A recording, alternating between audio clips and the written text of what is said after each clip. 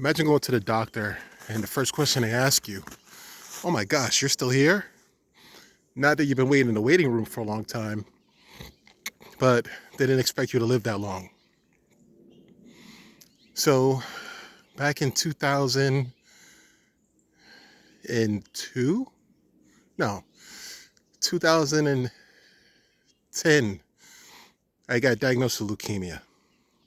It's called CML, chronic myeloid leukemia. And from there, it's like the doctors got all excited.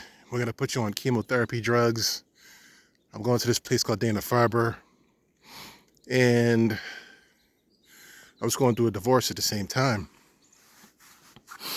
So I was ultra depressed. And I was ready for life to do what life was going to do.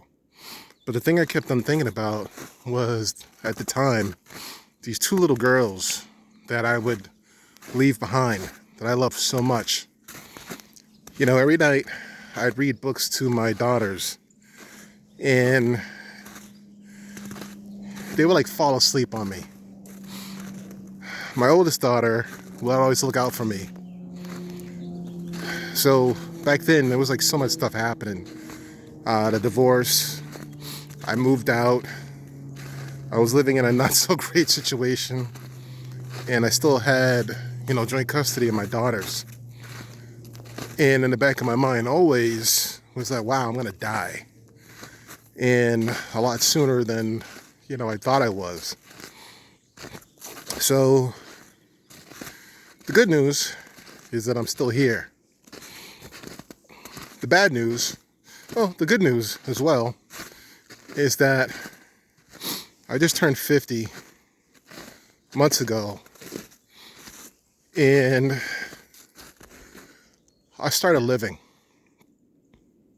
So the cancer diagnosis, it put things in perspective. I think there was a time where I wanted people to feel bad for me. And then I realized I don't want that type of sympathy. Technically, it's a disability, but I don't identify as that. Not only that, when you get bad news like that, depending on who you are, how you were raised, it could do a lot of things to a person. Going to a cancer ward or an oncology suite, it's sobering. It's sobering. You go in there, there's people with masks on, people with months to live, days to live. One pneumonia diagnosis could take them out. But what I chose to do was fight. Fight. So I always grew up being a divergent. Not in the spectrum sense, but in the, okay, here are the rules. How do we break the rules sense? I look at things through a different lens. And taking chemotherapy drugs made me sicker than the actual disease itself. So the good news is that I haven't been on chemo for years. I still respect the leukemia. I respect it. But what I have done from back then was get myself out of stressful situations. So I grew up with a narcissist, and every day was stressful, filled with anxiety, very high cortisol. And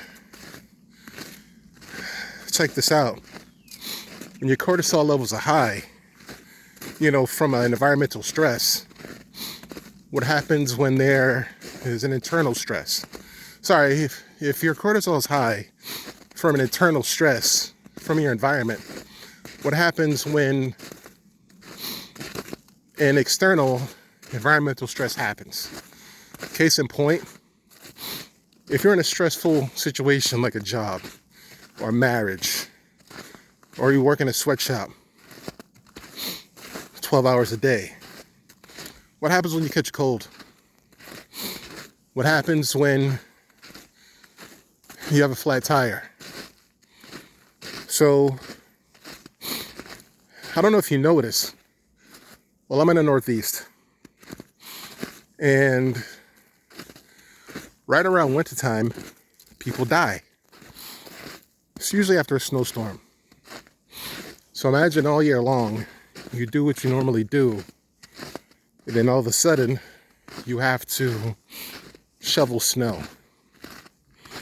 You have to do it because it stops you from your routine if you don't do it. So what happens is a lot of people have heart attacks, shoveling snow, because you have an external stress on top of an internal stress, taking place. So if you're already stressed and you have a situation, if stress is your baseline, and then you have a very strong external stress on top of your baseline, what happens? So if you pull a rubber band, stretch it as far as it goes, and you keep it there, and then all of a sudden, 3 months out of that year of keeping the rubber band stretched, you stretch it some more, what do you think is going to happen?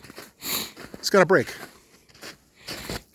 So one of the things I had to do was find a baseline that keeps me healthy. A baseline where I'm not stressed all the time. A baseline where I'm not repeating patterns that don't serve me. And you can do the same thing. One of the things I learned is that we repeat patterns based on how we grew up. Why? Because they're familiar. Right now I'm on an Android, but people grew up with iPhones and they'll never switch. Just like I'll probably never switch to iPhone. Heard the camera quality is good, but I'm familiar with an iPhone. Can I get familiar with iPhone? Yes. Especially if you get a diminishing return from a Samsung or vice versa. So when things are bad, you don't sacrifice yourself to make them okay. You can actually change your situation. So I got myself out of a stressful situation. I started expressing myself. I stopped holding in stress. I stopped letting people walk over me. I started trying to create the life that I wanted. And even at 50, I'm still doing it. At 50, I'm still finding things that I like and trying to get more of that in my life. The easy thing to do, very easy, was to drink or do drugs or become a religious fanatic and put on a mask. But I'm not built like that. And, growing up around a narcissist, you already see, you deal with the person when the mask comes off. So I'd rather have a life where I don't need a mask, where I could just be authentic every single day. I'm not playing a role. What you see is what you get. Because that's stressful. Having to walk into a room and you have to be this person or this person. Just be your authentic self. So, one of the things I see, especially with men, is society has a role for men. And men try really hard to fulfill that role. And that's great. But it's a mask. Why is it a mask? Because if it's not you, then it's not authentic. The society has a role for women too. And that's a lot of pressure. And you want to get yourself in a situation where you're not under pressure, just living your daily life. That's it.